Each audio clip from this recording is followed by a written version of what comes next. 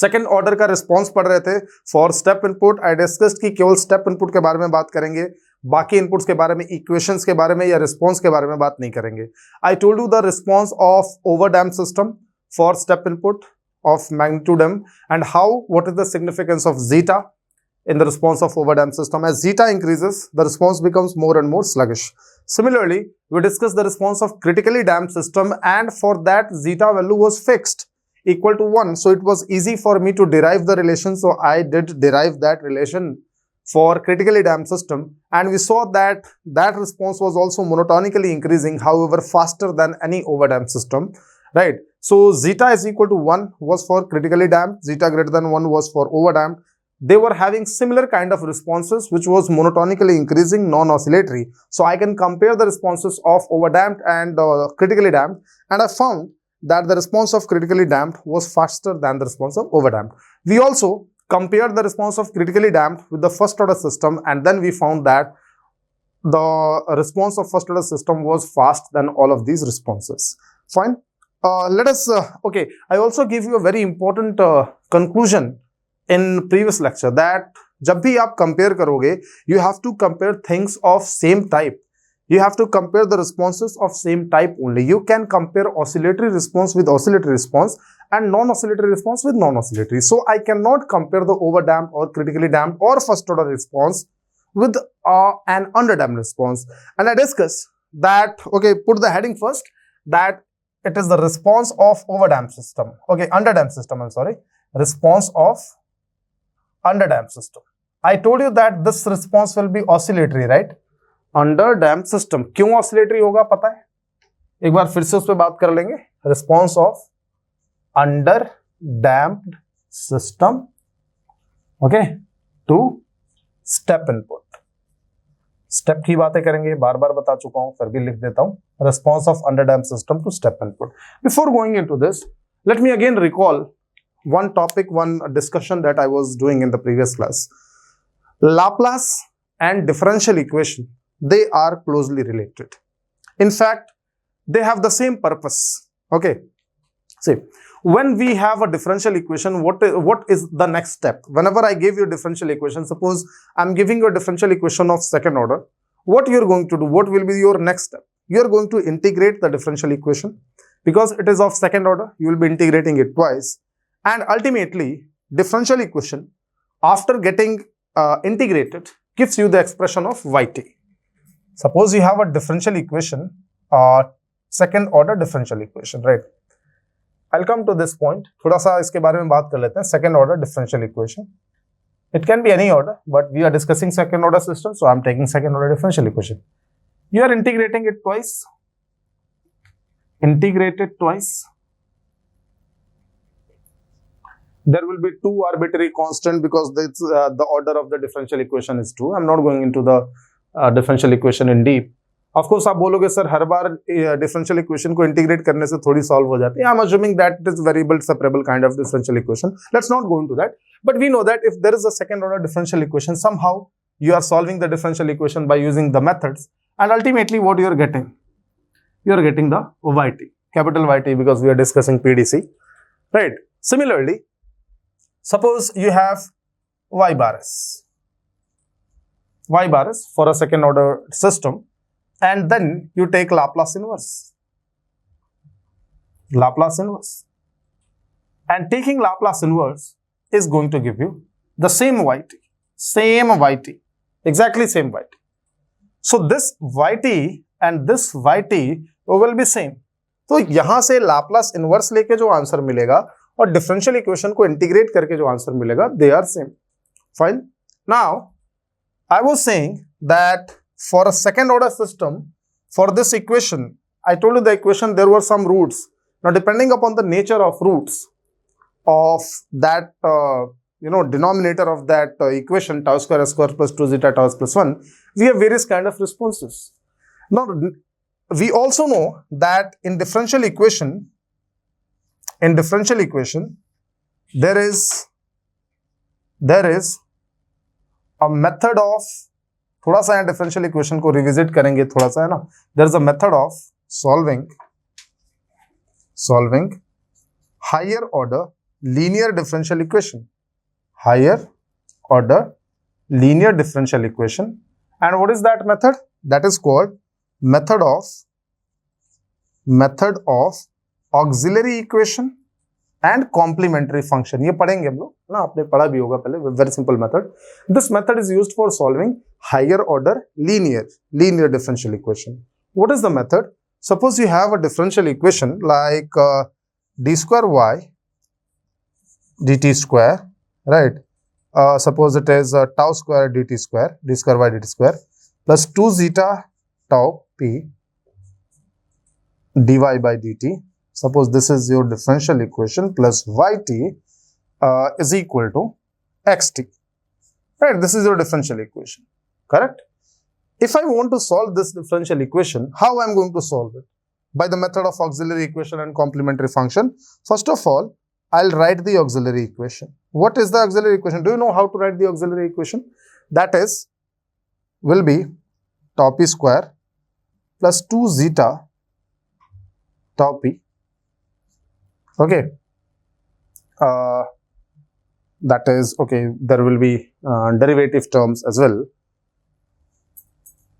Because d by dt square is tau p square d square plus twice of zeta tau p into d plus 1 multiplied by y is equal to 0. Right? So what is the auxiliary equation? Auxiliary equation will be tau p square d square plus twice of zeta tau p into d plus 1 is equal to 0, and we are going to solve this auxiliary equation.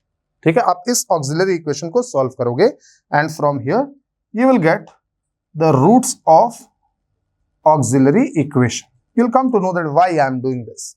I just want you to know. कई बार देखो आप Laplace बहुत अच्छे से समझ लेते हो, आप सारे क्वेश्चन सॉल्व कर लेते हो. You also solve each and every problem of differential equation, right?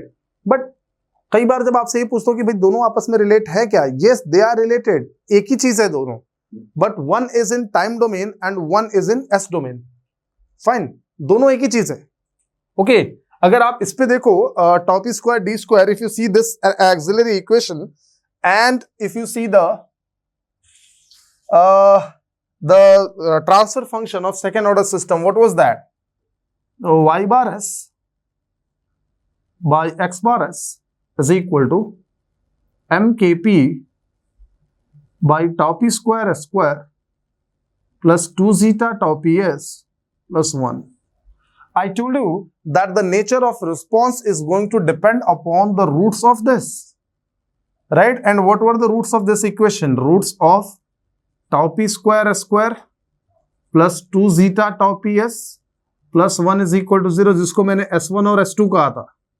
Now you see yourself, the roots of this equation, tau p square d square plus 2 zeta tau p d plus 1 is equal to 0 and tau p square s square plus 2 zeta tau p s plus 1 is equal to 0. क्या ये roots और ये roots of auxiliary equation of the differential equation and roots of denominator of the transfer function, these roots are identical or not? Yes, they are identical. तो मैं चाहे इन roots के बारे में बात करूं या फिर मैं डिफरेंशियल इक्वेशन के रूट्स के बारे में बात करूं, I am talking about the same thing. Obviously, depending upon, I think you remember this method, depending upon the roots of the auxiliary equation, the solution for yt is different. यही बताया था आपको. If roots of auxiliary equation are real and different, suppose the roots of auxiliary equation are real and different, then what is the solution? Yt is equal to c1 e raised to the power m1t. याद है ये कुछ ऐसा? c2 e raised to the power m2t. Fine, ऐसा ही होता है ना? This is the situation. The same situation can be applied here. So can I say that in which case the roots are real and different? Means if zeta is greater than 1 or for overdamped system, देखो बिल्कुल एक ही बात है. Overdamped system में when zeta is greater than 1, we know that S1 will be minus zeta by tau p plus zeta square minus 1 by tau p. Zeta square minus 1 by tau p and S2 will be minus zeta by tau p minus root of zeta square minus 1 by tau p. ऐसा ही होता है. ठीक है? Okay. So in this case roots will be real and different, and hence the solution is this. तो यहां जो solution निकल, I told you, देखो ओवर डैम्प्ड सिस्टम का रिस्पॉन्स याद रखना है क्या, no need to remember, nobody is going to ask, but you should know that yes the response will be having something, over damped system will be having something this kind of response. Now of course C1 and C2 आपको find करना पड़ेगा, right? I'm not going to find the value of C1 and C2, right? And also yeah, okay, fine. So this is Y1 is equal to C1, what was the method? Okay, C1 e raised to the power m1 into t, and this is 1 root e raised to the power minus zeta plus zeta square minus 1 divided by tau p, plus this is in the exponent, don't write in multiplication, c2 into e raised to the power minus zeta square minus 1 by tau p. This is not complete solution because c1 c2 is not 1. This is not complete solution, but just to give you an idea कि अगर roots ऐसे रहेंगे तो ये ऐसा आएगा. They are related. Similarly, now here I'll give you one more comparison. If roots of the auxiliary equation are real and equal, roots of the auxiliary equation are real and equal, in this case what is going to happen? What was the solution? अगर आपको differential equation याद हो, yt is equal to c1 plus c2t e raised to the power mt, याद है ये? This was the solution, and we also find the solution. It means हमारे case में when zeta is equal to 1, roots are real and equal, correct? When zeta is equal to 1, roots are real and equal. So I should have this kind of equation. Yt is equal to c1. I don't know the values of c1 and c2. We'll try to find e raised to the power. What will be m? When zeta is equal to 1, minus zeta by tau root of zeta. So minus zeta by tau. So minus zeta into t by tau p. ठीक है, आपको याद होगा कि इस zeta equal to 1 का तो मैंने डिराइव भी कराया था ना by using Laplace. आइए चेक करते हैं. What was that relation? We derived what relation? This is just a check and to clear your concepts of Laplace and differentials. ठीक है कि मैथमेटिक्स भाई रिलेटेड होती है, ठीक है ना. We derived what relation? Yt is equal to, भाई याद करो क्या रिलेशन था, mkp into 1 minus E raised power minus t by tau P minus t by tau p into E raised power minus t by tau P, शायद कुछ ऐसा था, ये रिलेशन था. अच्छा, जीटा की वैल्यू तो यहाँ 1 हो जाएगी, सो आई थिंक ये तो मैं भाई 1 डाल सकता हूं. हाँ, zeta is equal to 1, so t by tau p directly. अब देखो यहां से, देखो what I can write this as, I can write this as mkp, just a little bit of इसको मैथमेटिकल मैनिपुलेशन देखना, ये ऐसा ही बन के निकलेगा ultimately. I want to show you that e raised power minus t by tau p को common लेते हैं and then it will B mkp minus mkp into e raised power minus tau p. Okay, it is something like this. कुछ difference आएगा, वो कुछ difference किसकी वजह से आएगा? Due to the presence of this term. आप कॉम्प्लीमेंट्री फंक्शन भी करते हैं ना, कॉम्प्लीमेंट्री फंक्शन लिखने के बाद y इज इक्वल टू आपका जो पूरा सोल्यूशन आता है, दैट पूरा solution is y is equal to this complementary function plus particular integral. I am sorry, this should be method of complementary function plus particular integral, इसको थोड़ा correct करना है ना, plus pi. This is that method of complementary function and particular integral. आप देखो, आपको मैंने यहाँ जो रिजल्ट बताया और जो कल डिराइव कराया था वो सिमिलर रिजल्ट है. इसको थोड़ा सा आप ना, इसको अगर आप देखो C2, this will be t by tau p, minus लगा लेते हैं, right, and this is -1, correct. So this becomes -1 minus e raise to power minus t by tau p minus t by tau p into e raise to power minus t by tau p, right.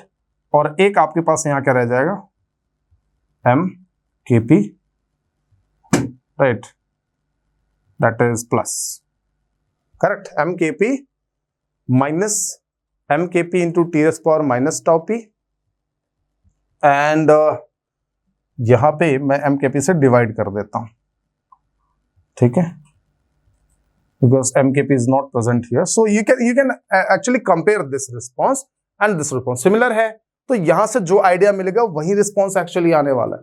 So Laplace and differential, they are similar. मैं आपको ये इसलिए बता रहा हूं क्योंकि आप फिर पूछोगे सर आपको कैसे पता लगा कि अंडर डैम्प्ड में जो रिस्पॉन्स आएगा वो ऑसिलेटरी आएगा। लास्ट लेक्चर में भी थोड़ी सी बात करी थी इसमें मैंने।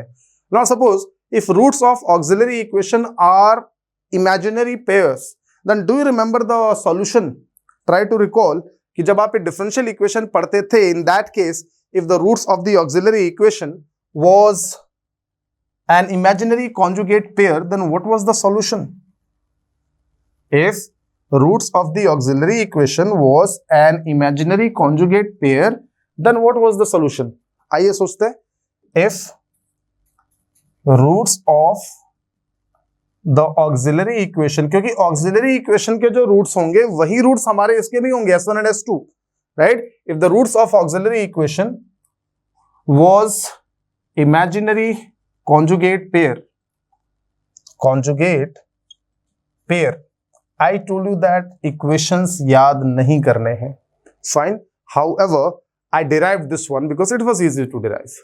मैं ये नहीं कह रहा कि exactly same equation आएगी, like this will be the equation for overdamped because C1 and C2 value we have to find and plus there is some complementary function plus particular integral also, तो अभी उसके बारे में बात नहीं कर रहा, ठीक है? तो exactly same equation नहीं, but I can give you some idea that this kind of equation it will be, right? And here it will be this kind of equation, और मैंने आपको verify करके दिखा दिया कि the same equation I am getting here, right? तो verify करके हम nature का पता लगा सकते हैं by this method, okay? So if the roots of auxiliary equation was imaginary conjugate pair,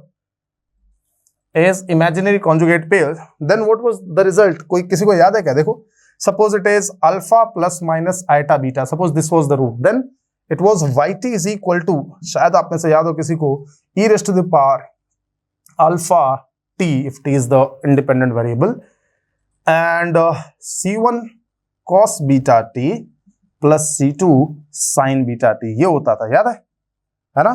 So if hence if zeta is less than 1 means for underdamped system zeta is less than 1, that is for underdamped system, hence if zeta is less than 1, that is for underdamped system, what is going to happen? The roots will be imaginary, है ना? क्या roots थे याद है? Imaginary, आइए बनाते हैं, minus zeta by tau p, this is your alpha plus minus iota beta. So what is iota beta? It was zeta square minus 1. Now zeta is less than 1, so zeta square minus 1 will be negative, और minus 1 का square, minus 1 का root क्या होता है? Eta. तो इसको मैं अगर यहाँ पे आयटा लिखूंगा, आयटा, तो इसको मैं क्या कर दूंगा? 1 माइनस जीटा स्क्वायर, भाई इसलिए ये 1 माइनस जीटा स्क्वायर हो जाता है 1 minus zeta square by tau p into eta. So alpha plus minus eta beta. Now you tell me क्या इसका रिस्पॉन्स क्या होना चाहिए? जो इसका रिस्पॉन्स आएगा वही अंडर डैम्प सिस्टम के में स्टेप इनपुट का रिस्पॉन्स होगा। Not exactly, again I am saying not exactly, because C1 C2 की वैल्यू तो मैंने बताई नहीं। और एग्जैक्टली क्यों बताना है मुझे तो याद ही नहीं रखना है, मुझे बस आपको इतना बताना है कि जो रिस्पॉन्स आता है वो साइनसोइडल में क्यों ले रहा हूं। See yourself if the roots are imaginary conjugate pairs, आपने क्या पढ़ा है डिफरेंशियल इक्वेशन में, ठीक है? Okay, so what was the result? इससे काम करते हैं, देखो क्या रिजल्ट आएगा। देखो yt will be e raise to the power alpha कौन है?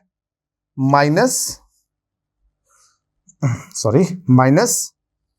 Zeta t by tau p, right? Minus zeta t by tau p बना दिया।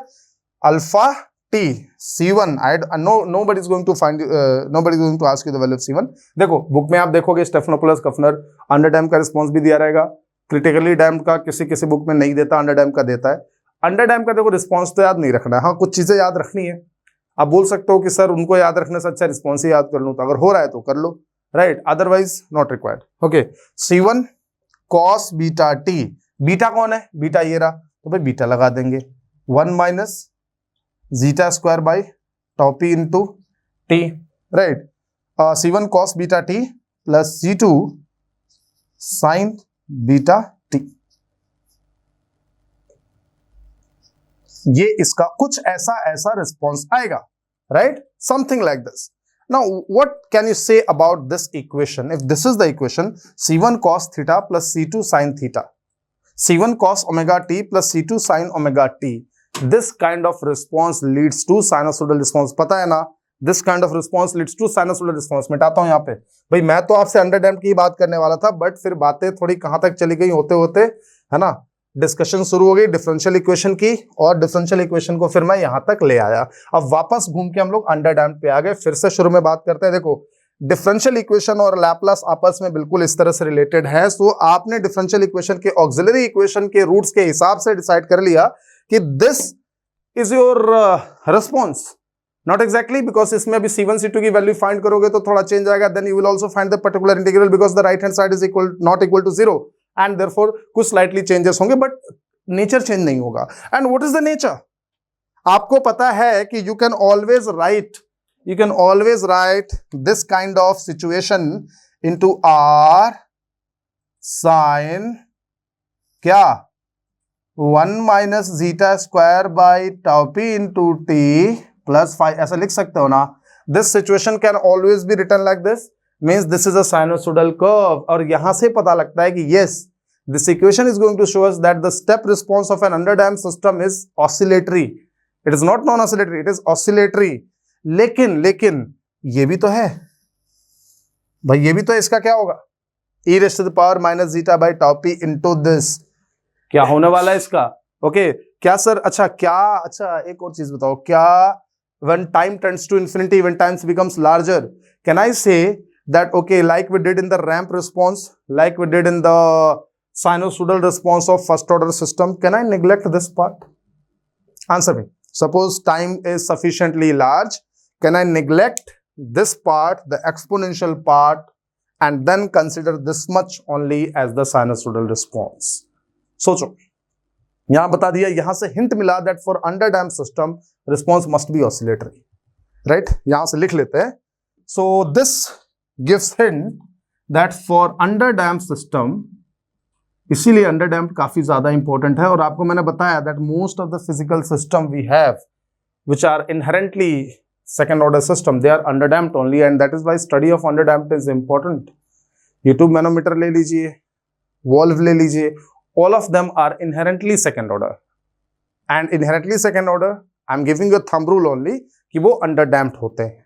क्योंकि डैम्पिंग चेक करने के लिए तो भाई जीटा निकालने के लिए और कोई चारा नहीं है। But I told you that we are not going to model each and every system. तो मॉडल करना मुश्किल काम है, आसान काम नहीं। तो मैं मॉडल करता नहीं फिरूंगा सबको जीटा एक अंडरडैम्प्ड पता करने के लिए। तो मेरे पास एक थंब रूल है, physically existing second order system are underdamped, मुसीबत ही खत्म। ठीक है, आइए for underdamped system response must be oscillatory.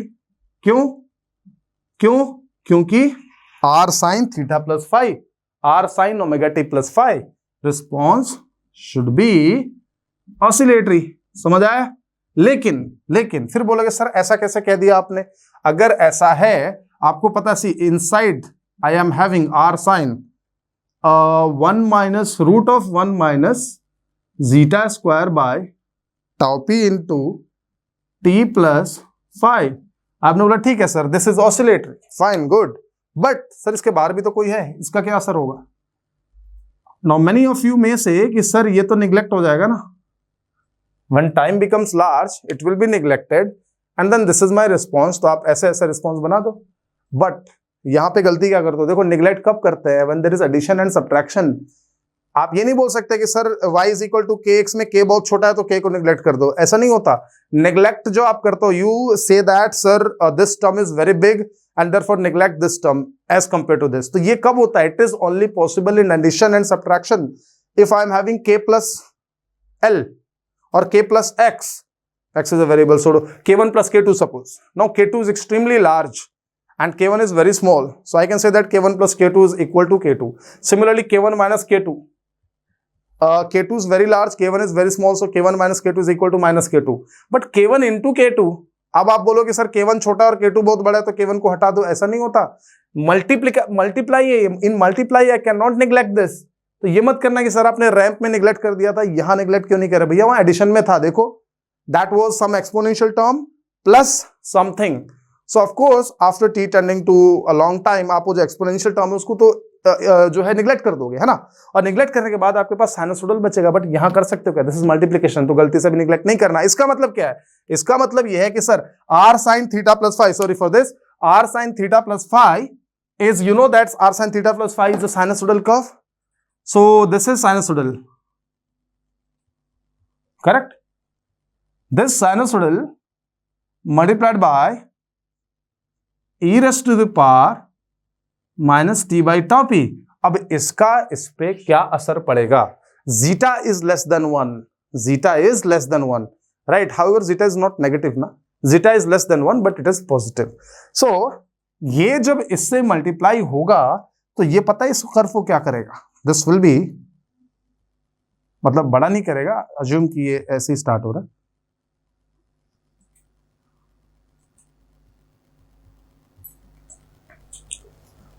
oscillatory response with some damping zeta. Getting my point? Okay. So अगर ये प्रेजेंट है तो जीटा पे ये ऐसे असर डालता है. और एक बात मैं आपको खास बता दूं यहाँ पे कि अगर आप इसके टॉप पॉइंट्स को ज्वाइन करो ना, ये नहीं बताएगा कोई आपको, अगर आप इसके टॉप पॉइंट्स को ज्वाइन करो तो ये जो कर्व बनता है ना, कर्व, ये जानते हो इस कर्व की इक्वेशन क्या होती है? आया मजा? ठीक है, इस कर्व की ये इक्वेशन होती है. अब इसका मतलब क्या है? इसका मतलब ये है, अब आप इसमें मतलब समझते रहो यार कि ये जीटा का कुल मिला के रोल क्या है? कुल मिला के रोल ये है कि ये जो, and suppose if zeta is equal to 0, if zeta is equal to 0, तो बाहर ये डैम्पिंग करने के लिए ये जो लगा हुआ था वो है ही नहीं. In that case undamped oscillation, undamped oscillations, मतलब यहां पे एम्पलीट्यूड में कोई डिक्रीज नहीं आएगा. But if zeta is something, zeta is there, zeta is some value less than 1 but it is positive of course, so this is going to be multiplied. क्योंकि मैं ये नहीं कह सकता ना that this will be the response, because this factor is going to do something.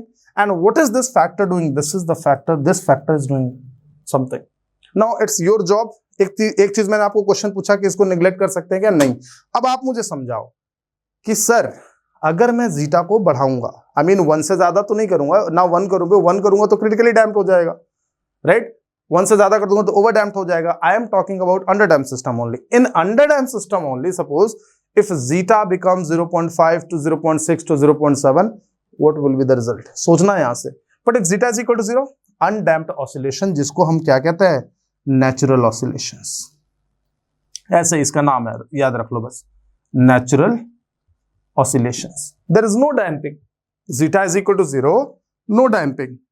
And if you see according to this logic, ये जो बाहर जो बैठा था ना, जो इसको डैम्प कर रहा था ऐसे, वो है ही नहीं.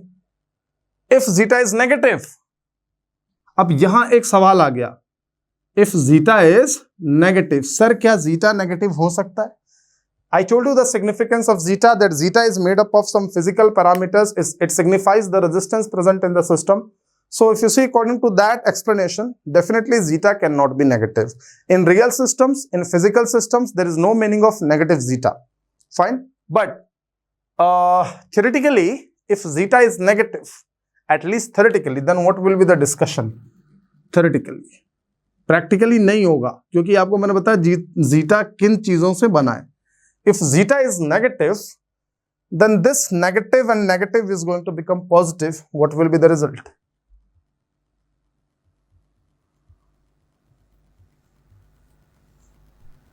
Right? E raised to the power x वाला ग्राफ बन जाएगा यहां पर, e raised to the power zeta t by tau p. And this kind of scene is called, see, this is called oscillatory and stable. आप बोलोगे sir आप इसको stable क्यों बोल रहे हो? तो ये हम लोग थोड़ा स्टेबिलिटी में समझेंगे. And this kind of response is called oscillatory, and we never want this kind of response, oscillatory and unstable. However, there is no meaning of negative zeta, because zeta is made up of such parameters which cannot yield a negative result, right? So आपको मैंने इस factor के बारे में थोड़ा सा समझाया कि ultimately this fact, this is the graph. ठीक है, कभी अगर गेट में कुछ पूछ लिया ऐसा तो किसी को नहीं मालूम है, ठीक है ना. और अच्छा, इसकी इक्वेशन क्या होगी? ये लग नहीं रहा exponential, but it's equation will be e raised to the power zeta is negative, so minus minus becomes plus e raised to the power zeta t by tau, the equation of that. And by that, this amplitude will keep on increasing, and that kind of response is called unstable response. तो कुल मिला के आपको मैं ये बता रहा हूं कि for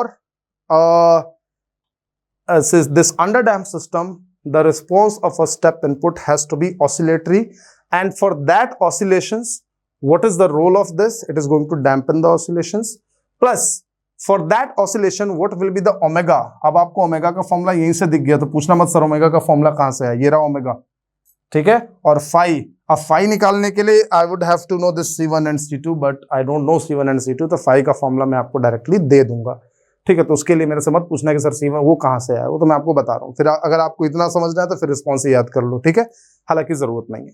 ये बात समझ आई होगी कि second order under damp system का जो रिस्पॉन्स होता है वो हमेशा ऑसिलेटरी रहता है, राइट। बट ऑसिलेटरी में ये भी हो सकता है, ये भी हो सकता है, वो भी हो सकता है, second order under damp system, right. सो अच्छा एक चीज समझो कि जब नो डैम्पिंग होती है तो इसको अंडर डैम्प नहीं बोला जाता है, इसको कैसा बोला जाता है, इसको मैंने साथ में यहां पे बता दिया, but you must know that this is called undamped system. तो there is a difference between underdamped system and undamped system, ठीक है। और जीटा नेगेटिव हो गया तो खैर वो अलग ही बात है, तो मैं बता रहा हूं कि थ्योरेटिकली केवल बात कर रहे हैं, जीटा नेगेटिव नहीं हो सकता। तो यहां मैं अब आपको ये बता चुका हूं कि जो ऑसिलेशंस होंगे वो किस तरह के होंगे, ठीक है, और जीटा का उन पे क्या असर पड़ेगा। अब सवाल ये आता है कि सर ठीक है, बट अगर zeta is 0.4 this kind of oscillation and zeta is 0.6 this kind of oscillation, what will be the difference between the oscillatory response of zeta is equal to 0.4 and the oscillatory response of zeta is equal to 0.6? Means the question is what is the role of zeta in underdamped system? zeta का underdamped response पे क्या असर पड़ेगा by changing zeta? I told you that underdamped response is oscillatory. वैसे मैंने शायद पहले आपको zeta का जो significance है वो समझाया था, वैसे भी आप सोच सकते हो by physical realisation of zeta की जीटा का मतलब होता है सिस्टम का रेजिस्टेंस। सिस्टम में अगर ज्यादा रेजिस्टेंस है it means the response will not be able to fluctuate more, it will not be able to oscillate more, ठीक है। सिस्टम का रेजिस्टेंस उसको रोक के रखेगा, एम्पलीट्यूड को ज्यादा बढ़ने नहीं देगा, there will be less oscillation. तो जब जीटा ज्यादा होगा तो सिस्टम का रेजिस्टेंस ज्यादा होगा। अगर कल इक्वेशन देखोगे आप, that equation was e raised to the power minus zeta t by tau and then r sin omega t. What was that omega? याद है क्या? 1 minus zeta square divided by tau p into t plus 5. This was the equation, right? I told you that कि r sin theta plus 5 r sin omega t plus 5 इसका तो जो graph बनता है that is simply sinusoidal without any decay in the amplitude, right? But e raised to the power minus zeta by tau, which is multiplied here, this causes decay in the amplitude. So if this is the response of an underdamped system, you can say that if you connect all these points, the top points of these crest और trough समझते होगे आप लोग, है ना, then this equation is actually e raised to the power minus zeta t by tau. अब physically भी आप समझ सकते हो जीटा का significance for oscillations for the response, और मैथमेटिकली भी समझ सकते हो। मैथमेटिकली कैसे? Let's see, do you know that the graph of e raised to the power minus 2t and e raised to the power minus 10t, what will be the difference between these two graphs? बताइए। both are exponentially decreasing, but if you plot the graphs of e raised to the power minus 2t, it will be something like this, exponential decrease for e raised to the power minus 2t, and if you plot the graph for e raised to the power minus 10t, there will be fast decay e raised to the power minus 10t.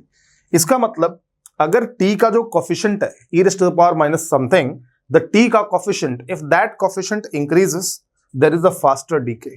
ये समझ आ रहा है? Okay, it means, which means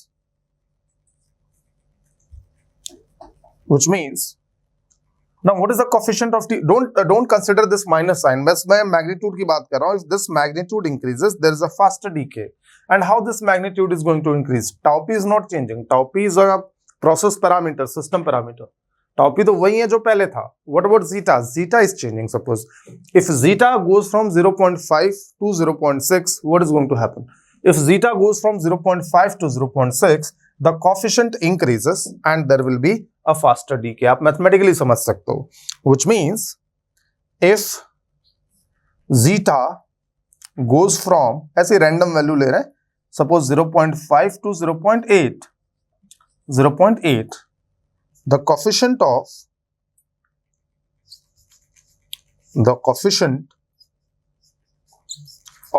t increases. I'm just talking about the magnitude. आप negative sign के साथ में इसको count मत करना है ना. The coefficient of t increases. Correct? And if the coefficient of t increases, there should be a faster decay. Hence, there should be a faster decay. There should be faster decay. Faster decay, या ऐसा कह लो कि जो response होगा अब वो ज्यादा oscillate नहीं करेगा. द एम्पलीट्यूड, जो एम्पलीट्यूड होंगे बहुत जल्दी डैम्प हो जाएंगे. तो ये मैथमेटिकली मैंने आपको समझाया. और व्हाट एल्स, ऑल्सो, ये तो मैथमेटिकली हो गया. Also zeta signifies resistance of the system. ठीक है.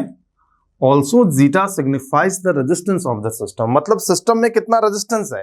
रेजिस्टेंस का मतलब ये हुआ कि if system has more resistance then it is, जैसा होता है ना, अगर आप जिद्दी हो, आप ढीठ हो, तो आपको इधर उधर से कोई भी कुछ करता रहा, आप अपनी जगह से नहीं हिलोगे. तो the system which is having more zeta, it is having more resistance. Disturbance आने के बाद जो रिस्पॉन्स आएगा ठीक अपनी जगह से जाएगा, बट ज्यादा डेविएट नहीं होगा. Not more oscillations, less oscillations with less amplitude. ये बात है. रेजिस्टेंस का मतलब है कि रिस्पॉन्स अपनी जगह से ये ज्यादा उछलेगा नहीं, तुरंत पहले ही मुड़ जाएगा. समझ रहे हैं. So if zeta signifies the resistance of the system, which means for higher zeta there will be less deviations from the initial steady state. भाई ऑसिलेटरी तो होगा ही होगा. मैं ये नहीं कह रहा कि ऑसिलेट ही नहीं करेगा. Zeta is less than 1, it has to oscillate according to this response equation, right. There will be less oscillation, less deviations from initial steady state. तो कुल मिला के यहां पे जीटा का सिग्निफिकेंस क्या निकल के आ रहा है, that as zeta increases the response becomes less oscillatory. As zeta increases, response becomes less oscillatory. I also told you previously that आपको ये बात ध्यान रखनी है, as zeta increases, response becomes less oscillatory, कि oscillatory response में fast या slow word का use नहीं करूंगा मैं. Fast या slow word का use तभी होगा when the response is monotonically increasing or monotonically decreasing. वहां पे fast कौन है, slow कौन है, आप बोल सकते हो. But for oscillatory response, मैं fast या slow word का use ना करके oscillatory और non-oscillatory, नॉन ऑसिलेटरी तो नहीं होगा, मोर ऑसिलेटरी और लेस ऑसिलेटरी की बात करूंगा. तो as zeta increases, response becomes less oscillatory. तो अंडर डैम्प्ड रिस्पॉन्स में zeta signifies the oscillatory behaviour, while for overdamped and critically damped response zeta signifies the speed of the response. आपको मैंने दोनों तरह से बता दिया कि how when zeta increases there will be a quick decay, right? So I think I also made this graph earlier that if zeta is less, आप देखोगे कि there is less decay. I mean it is taking time for the amplitude to decay, but if the zeta is more, it will be something like this. ठीक है. So this is less zeta and this is more zeta. तो ये zeta का पूरा मतलब है for this underdamped system. अब कुल मिला के बात ये आती है कि the critically damped system, why we call it critically damped system? Why critically damped system is called critically damped? Why this word critically is used, right? Why critically damped system? This is not a question for GATE. ये बस आपके समझने के लिए. ये कोई आपसे ये नहीं पूछेगा कि critically damped को critically damped क्यों बोलते हैं. Why critically damped is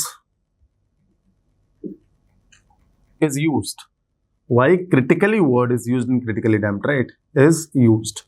तो क्रिटिकली के पीछे जो एक्सप्लेनेशन है, अगर आप देखो, in we just completed mass transfer. In mass transfer also there was in drying there was critical moisture content in mass transfer. Here in damping there is a critical damping. Similarly अगर आप thermodynamics की बात करो, there is a critical temperature, right. So these are the words, critical damping,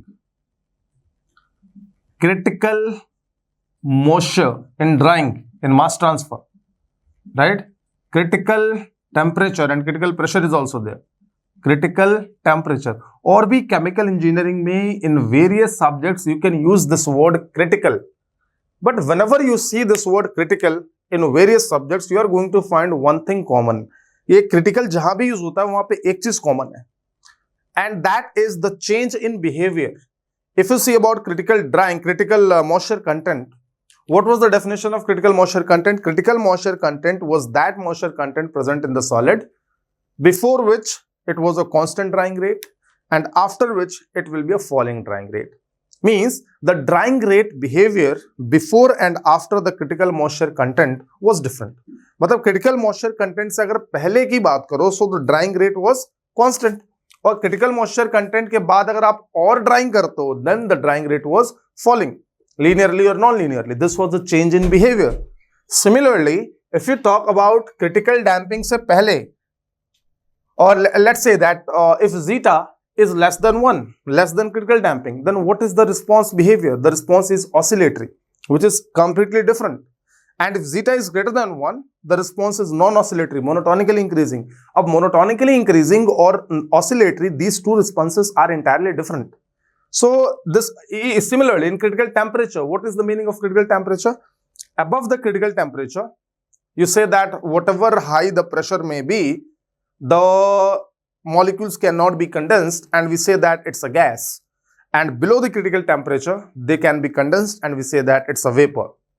That was the difference between gas and vapor. However, कई बार आपको books में vapour और gas interchangeably मिल जाएंगे, तो कोई इसको ज्यादा माइंड नहीं करता कि आपने गैस को वेपर बोल दिया, वेपर को गैस बोल दिया. पर जब ये क्वेश्चन पूछा जाता है कि what is the difference between vapour and gas, then we use this word critical temperature. So critical word is used in those cases where the behaviour, there is a change in behaviour. चाहे आप drawing की बात कर लो, चाहे damping की बात कर लो, चाहे टेम्परेचर प्रेशर की बात कर लो, right? So critical word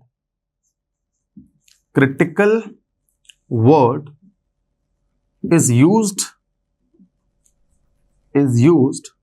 in those cases. I mean, what I just wanted to explain here कि critical word ही क्यों आया? I mean, why don't we use here limiting damping or some other kind of word जिसके कुछ similar meaning है? Why only critical word? तो critical word यहाँ पे use होने का मैं जो behavior है वो behavior बता रहा हूँ. So critical word is used in those cases where the system behavior is changing. The system behavior is changing after a particular point. ऐसा नहीं सोचना कि जहां पे अनस्टडी स्टेट है वहां सिस्टम बिहेवियर चेंज होगा और वहां यूज करेंगे, ऐसा नहीं है. System behaviour is changing, right, after a particular point. तो उसी पॉइंट को क्रिटिकल पॉइंट नाम से जाने हुए, है ना, after a particular point. That was just an explanation, एक थोड़ा सा लॉजिकल काइंड ऑफ क्वेश्चन कि क्रिटिकली वर्ड 2-4 बार आपने केमिकल इंजीनियरिंग में सुन लिया होगा. Why we use only this word critical, why not any other word, right? So changing after a particular point. Fine. So this was all about the underdamped nature कि ये nature oscillatory क्यों होगा. अभी मैंने underdamped को discuss नहीं किया पूरा रिस्पॉन्स को, but why the nature is oscillatory. So everything comes from the Laplace inverse of that function. So it depends upon the roots and depends upon the equation. ये मैंने आपको differential equation से भी relate करके बता दिया, and the same equation you will be getting when you take Laplace inverse of y bar s. In that case where s1 and s2 are imaginary conjugate pairs. ठीक है, इसको मिटाते हैं. Now let us analyze the response of underdamped system. ये पता लग गया कि oscillatory होगा और ये भी पता लग गया कि what is the significance of zeta in the oscillatory response. Fine. So I'll make one oscillatory response here and we will do the quantitative analysis. कई सारे parameters के बारे में बात करेंगे. In GATE exam, most of the time frequently जो question आते हैं second order system से वो underdamped system से ही आएंगे, है ना? They are going to ask you these things which I'm going to discuss right now. So write down the heading, same heading in fact, response of underdamped system. A response of underdamped system. So zeta is less than 1. Of course, it has to be oscillatory. So let me make one diagram first.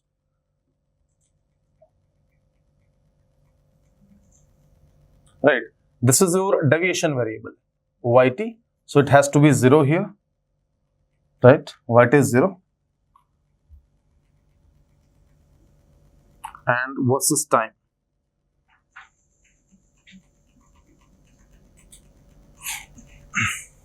Okay. So when a positive step input of magnitude m, write down a positive step input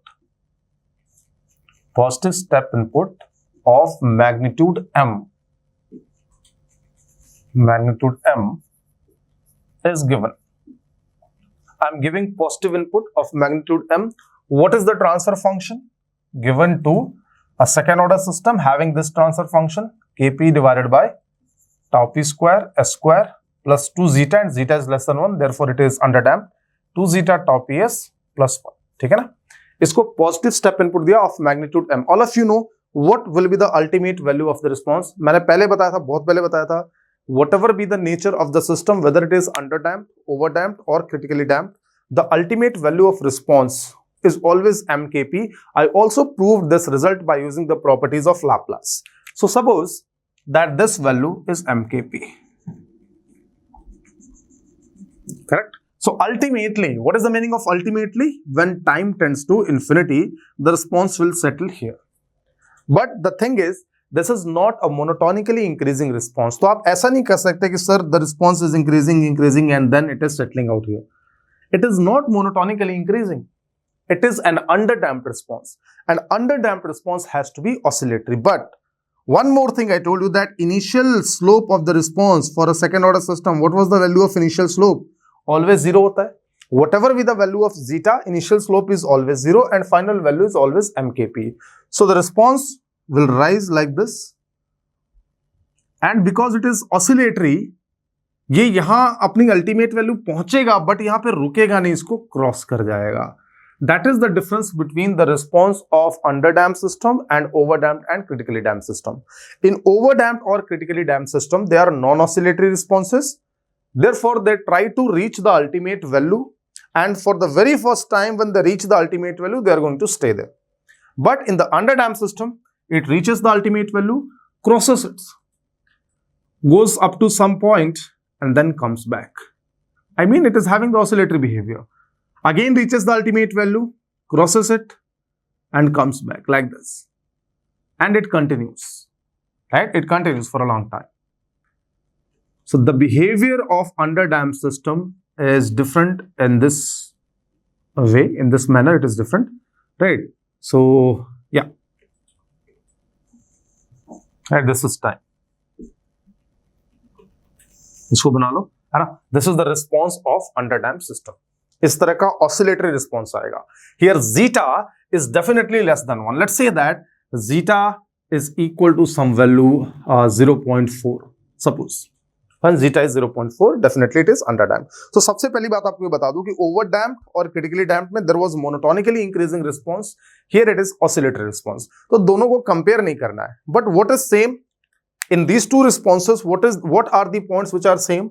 First thing, the ultimate value of response is still mkp and the initial value of slope is still 0. तो ये दो point लिख लो. Here also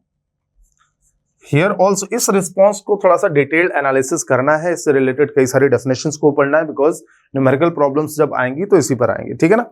so here what we can say that here the ultimate value of response is mkp just like before, and the initial slope of response is 0.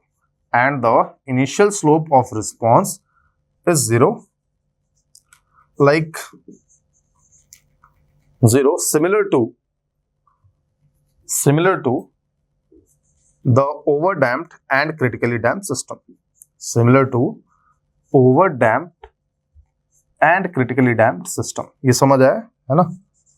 Overdamped and critically damped system. तो जो चीजें वहां पे थी उनमें से कुछ चीजें यहां भी है, but what is difference?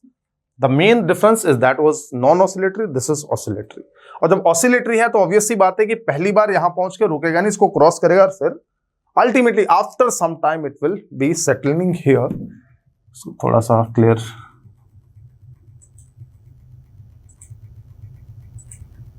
Not very important, आप बना सकते हो जैसे आपका मन कर रहा है, ठीक है। This is the scenario, fine. Let's say that this value, this height is equal to this height, I'm just naming it that this height is equal to b. Can I say that b is equal to the ultimate value of response? Definitely yes. And b is equal to mkp also, fine. Let us also name this first peak height as a. चलेगा, बहुत standard symbols हैं ये, most of the books में आपको इसी symbol से इससे सारा डिटेल मिलेगा, बहुत स्टैंडर्ड सी बात है। बट क्या है कि इसको पढ़े बिना फिर आप आगे नहीं बढ़ सकते ना, this has to be done. a b, let us call it c. The next peak is C. बाकी का नाम नहीं देना है, fine. Now suppose when we say that this response is oscillatory, and suppose if I'm increasing zeta, in that case the response will be less oscillatory, fine. So oscillations को quantify करने के लिए हमारे पास कुछ terms है। The response is oscillatory, we know that, but how we are going to quantify more oscillatory and less oscillatory, उसके लिए हमारे पास कुछ terms है। One by one, I'm going to discuss all those terms related to this underdamped response. तो ये लिख लिया आपने, please write after this overshoot. Overshoot, right? This is a term which quantifies oscillations. वो ये बताएगा, overshoot से आपको पता लगेगा कि आपका response ज्यादा oscillatory है या कम oscillatory, और ज्यादा oscillatory तो कितना ज्यादा oscillatory है। So for quantifying this oscillatory response, we have some definitions. One of those definition is overshoot, जिसको कई बार fractional overshoot भी बोलते हैं। अब एक point बहुत important है यहाँ पे, just the same point that we have discussed in fractional conversion. आपको पता है कि conversion, when you are solving a problem, conversion is always used as a fraction. मतलब x की वैल्यू आप कभी भी 50 नहीं पुट करते। Even if the question says that the conversion is 50%, we always put the value of x is equal to 0.5. Now when the question is asking what is conversion, then it may be fractional conversion, it may be percentage conversion, correct? But by default अगर question ने सिर्फ पूछा है कि what is conversion, then what you are going to report? मैं भी फिर से उन लोगों को बता दे रहा हूं जिन्होंने सीआरई के लेक्चर्स नहीं भी देखे होंगे, फिर से बता दे रहा हूं। देखो, अगर क्वेश्चन ने पूछा है कि find conversion, you don't know whether it is fractional conversion or percentage conversion. If the question specifies that find percentage conversion, no worries. If the question specifies that find fractional conversion, again good. But if the question is not specifying anything and it is asking find conversion, then we always report the answer as a fraction by default, as a fraction. Same story is true for the overshoot also. अब question ने आपसे पूछा कि find fractional overshoot, okay. Question ने आपसे पूछा find percentage overshoot, multiplied by 100, fraction multiplied by 100 becomes percentage overshoot, बहुत basic बात है। But suppose if the question says find overshoot, then what you are going to do in that case? In that case, we will always fill the answer with the fractional value of overshoot, correct? ये बात ध्यान रखना, इसलिए मैंने overshoot को fractional overshoot लिखा है, ठीक है। कई बार बच्चे ये लॉजिक देते मुझे, ये बहुत लोग ऐसा सिखाते भी हैं कि अगर क्वेश्चन में सारा डेटा परसेंटेज में दिया है और बोले कि find conversion, if entire data in the question is in percentage and the question says find conversion, then you have to report conversion in percentage. This is not true. Conversion means fractional conversion. Again, I'm saying this point that you won't find this dilemma in 2020 exam, 2021 exam, 2022 exam, नहीं मिलेगा ये dilemma. अब ऐसे dilemmas paper में नहीं होते, पहले होते थे, ठीक है। लेकिन in case if there is a situation, how you have to tackle that situation, that I'm telling you. So overshoot by default means fractional overshoot. So for the what is this overshoot? The graphical definition of overshoot is A by B, right? This ratio, A by B, right? Right. So overshoot is going to quantify the oscillatory behavior. Obviously, अगर overshoot ज़्यादा है, overshoot is more, it means this graph rises and goes up to a more height. So it means more overshoot means more A and the response is more oscillatory, right? Write down यहाँ पे more overshoot means तो shoot का मतलब क्या होता है? Shoot means how much it shoots up. Shoots means यहां आने के बाद ये रुका नहीं ना, it shoots up. So how much it is shooting up. जितना ज्यादा शूट उतना ज्यादा ऑसिलेटरी, है ना. More OS means more overshoot means more oscillatory. Correct. More overshoot means more oscillatory. Fine. ये चीज समझ आ रही है? Okay. This is the graphical definition that A by B is called overshoot. Mathematically now what is how to derive this, बिल्कुल important नहीं है, आपको इसके पीछे बिल्कुल नहीं पढ़ना है. अच्छा, कैसे डिराइव होगा फिर भी मैं आपको बता दूं कि ये जो रिस्पॉन्स होता है, response for under dam system, उसके साथ मैथमेटिकल बहुत सारी प्रोसेसिंग करने के बाद ये ओवरशूट डिराइव होता है. No need to do that. Okay. So mathematically what is overshoot? Fractional overshoot is equal to e raised to the power minus pi zeta. Please write correct, कोई mistake नहीं होनी चाहिए यहाँ पे. e raised to the power minus pi zeta divided by square root of 1 minus zeta square. This is going to give you the fractional value of overshoot. If you want percentage, multiply it by 100. So mathematically overshoot is this. Can you see this definition that overshoot has nothing to do with the value of m. I mean आप कितने का input दे रहे हो उससे कोई फर्क नहीं पड़ता ओवरशूट को. Overshoot is only dependent on zeta. If you know the zeta of the transfer function, you can calculate the overshoot. So graphical definition and mathematical definition. ठीक है. Now how we can relate overshoot with the oscillatory behavior? I told you that more overshoot, response is more oscillatory. Right? अब आप यहां देखो, इसमें आप calculate करो that how overshoot is related to zeta. From this relation, please tell me that, मैं यहां पे लिख दे रहा हूं as zeta equal to 1. If zeta is equal to 1 means for critically damped system that is not under damped, but फिर भी देखो अगर zeta 1 होगा तो क्या होगा? यहां पे पुट करो 1. zeta is 1, 1 minus 1 is 0, e raised to the power minus infinity is 0. If zeta is 1, you are getting overshoot is equal to 0. होना भी चाहिए, because for zeta is equal to 1 there will be no shoot, because for zeta is equal to 1 it will be critically damped and then it will go like this. There will be no shoot, there will be no A, and hence A by B will be equal to 0. So for critically damped system overshoot is equal to 0. ठीक है.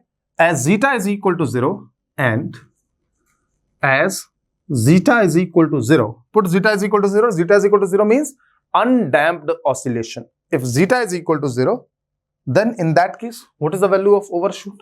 बताइए. A by B. Put zeta is equal to 0 here. This is 1. This is e raised to the power minus 0. Overshoot is equal to 1. As zeta is equal to 0, fractional overshoot is equal to 1. अब zeta 0 से कम तो नहीं हो सकता. देखो theoretically हमने कर लिया था डिस्कस, बट नहीं लेंगे हम, कभी भी ये चीजें कैलकुलेट नहीं करेंगे. That zeta is negative. So it means what is the maximum possible value of overshoot? That is equal to 1. Fractional, fraction है, maximum possible value of overshoot is 1 when zeta is equal to 0, right? So I can write here that maximum possible value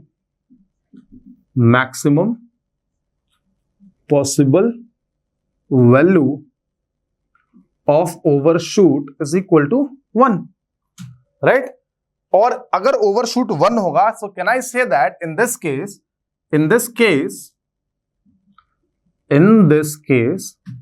A equal to B. A, because if overshoot is 1, this height and this height will be equal. A will be equal to B. Fine? Okay. So if you see this trend, when zeta decreases, overshoot increases. दिख रहा है? So I can also write one more point. When zeta decreases, overshoot increases and response becomes more oscillatory. Response becomes more oscillatory. ठीक है बात? Zeta decreases, overshoot increases, response becomes more oscillatory. Fine. तो overshoot का oscillation से क्या relation है? ज्यादा overshoot, ज्यादा oscillatory behaviour. Less zeta, if zeta decreases, suppose zeta is 0.4, if zeta decreases, then what kind of response it will be? मैं आपको बस एक ग्राफ बना दे रहा हूं अलग से, उसमें कैलकुलेट नहीं करेंगे कुछ. If zeta is let's say 0.3, then this will be the response. It will go up to a higher value. right? And it will decay later. The decays will be small and it will decay later, है ना? ये ज्यादा देर तक इसमें fluctuations होंगी, right? कुछ ऐसे चलेगा.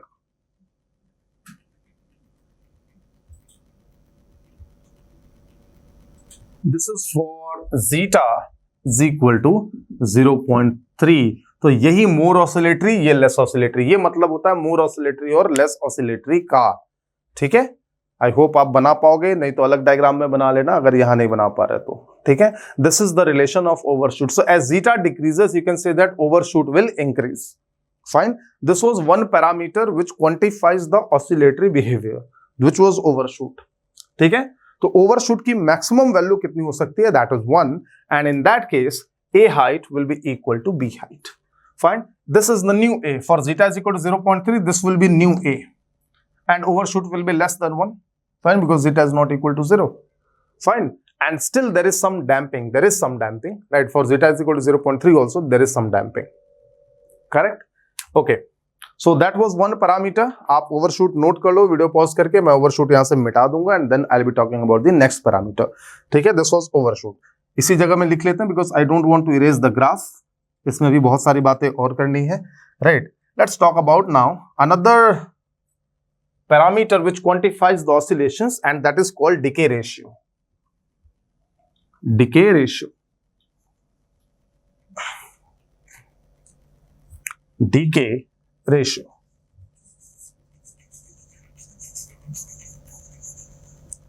Now for decay ratio also, in short I'll call it dr. Again, decay ratio by default means the fractional value. Okay, not multiplied by 100 by default. Okay, so decay ratio, graphically it is defined as this height c by this height a. I mean ratio of successive crest. ये जो successive crest है इनका ratio. आप बोलोगे कि क्या sir इसका और इसका रेशियो भी डिके रेशियो के बराबर होगा, है ना? This ratio and this ratio will also be equal to decay ratio, but mathematically हम इसको c बाई ए लिखेंगे. So graphically decay ratio is equal to c by a. Fine, decay ratio की कितना डिके रेशियो हो रहा है? Decay ratio means the height of this peak divided by height of this peak, right? Okay, so that is decay ratio, and mathematically it is equal to, decay ratio is equal to overshoot square. Decay ratio is equal to overshoot square. Correct? Fine. Therefore, I can say that its formula will be e raised to the power minus 2 pi zeta divided by root of 1 minus zeta square. ये समझ आया? That is decay ratio. Okay. फिर से एक चीज देखते हैं. As zeta is equal to 0. If zeta is equal to 0, what is the value of decay ratio? If zeta is 0, overshoot is 0 in that case. If zeta is 0 means we are talking about undamped oscillation. You know that in case of undamped oscillation, this A and this C, there will be no damping, so they are same, and therefore from the formula also, or from the graphically also, you can find that zeta is equal to 0. Decay ratio is equal to 1. There will be no change in the height of the peak C and the height of the peak A. और क्या देखें, if zeta is equal to 1 and if zeta is equal to 1, what do you think? What is going to happen? Zeta is equal to 1 means we are talking about critically damped system. So for zeta is equal to 1, if you put the value of zeta is equal to 1 here, this will be e raised to the power minus infinity, which comes out to be 0. It seems like that for zeta is equal to 1, decay ratio is 0. But आप physically सोचो कि अगर zeta is equal to 1 है, then the graph will be critically damped like this. There will be no a and there will be no c, and decay ratio is c by a, means 0 by 0 should not be defined. So for zeta is equal to 1, don't write that decay ratio is 0. You can say that if zeta is equal to 1, decay ratio is not defined, because neither A nor C will exist. Decay ratio is not defined because neither A, this is our point, okay, because neither A, यहां से लिख लेते हैं, चलिए, neither A nor C कोई exist ही नहीं करेगा, तो आप डिके रेशियो डिफाइन नहीं कर सकते. So for zeta is equal to 1, I can define overshoot, however, because B is existing, right? So for decay ratio, for zeta is equal to 1, I can define overshoot, but not the decay ratio. यहाँ confusion नहीं create करनी है. You can say that, sir, for decay ratio is equal to, for zeta is equal to 1, overshoot is 0, and then overshoot square means decay ratio should also be 0. तो mathematically तो ठीक है, आप proof करो, but उसका कोई मतलब नहीं, because neither C nor A is existing, right? So what is the result of decay ratio with zeta? What is the relation?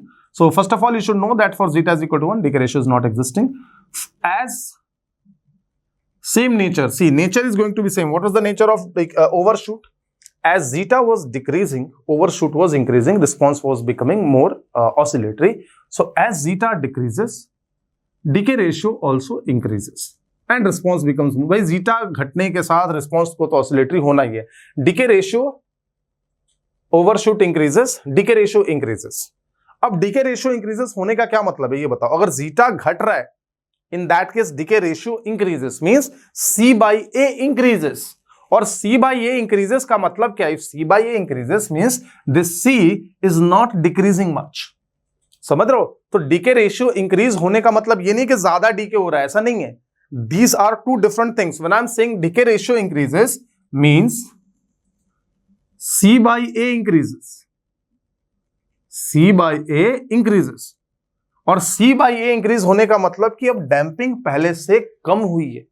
तो वही मतलब है ना, जीटा घटने का मतलब less damping, right? So as zeta decreases, decay ratio increases means C by A increases, there is less damping. So there will be, if you talk about this one, zeta is less, decay ratio will be more in this case. Don't check graphically, graph मैंने यूं ही बनाया है ना. And if you talk about zeta is equal to 0.4, if zeta increases, decay ratio will be less. But decay ratio, and there is one more thing which is called percent decay.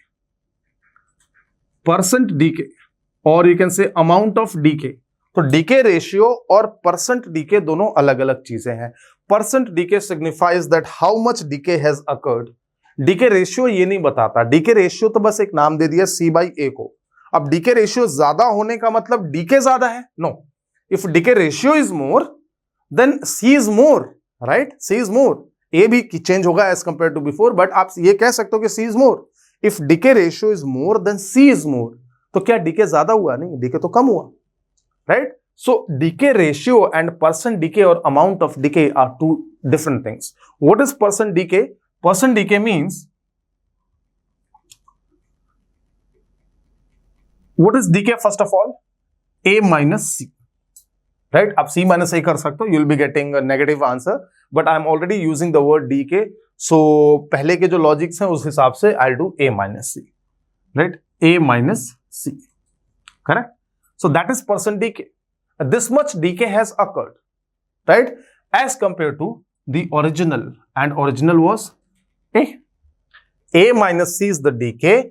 Original was A. ऐसा ही होता है ना, percent loss profit original पे निकाल तो. So A minus C divided by A multiplied by 100. That is a different thing. Percent decay is a different thing. Decay ratio is a different thing, right? When zeta decreases, response becomes more oscillatory, decay ratio increases. लेकिन percent decay पे क्या असर पड़ेगा बता सकते हैं क्या? What is the effect of change in zeta on percent decay? और अभी फिर से मैं दोबारा बता दे रहा हूं कि decay ratio और percent decay सेम नहीं है. Percent decay clearly signifies that how much decay has occurred with respect to some original value. Okay, but decay ratio is just a ratio of C by A. उसमें CBR है ना. अब ज्यादा DK होगा, अगर DK ज्यादा होगा तो C will be less and automatically decay ratio will be less. कम डीके होगा, C will be more, decay ratio will be more, right? So if zeta is less, response is more oscillatory. Response is more oscillatory, so there will be less decay, and therefore decay ratio is more. Fine, okay. So this is percent decay, okay. Now let us take some examples that what are the values of percent decay if I am changing zeta. उसके बारे में बात कर लेते हैं, ठीक है. आपको थोड़ा समझ आ जाएगा कि zeta पे इसका असर कैसे पड़ रहा है. इस सबको मैं मिटा रहा हूँ. I am talking about now percent decay. Okay, suppose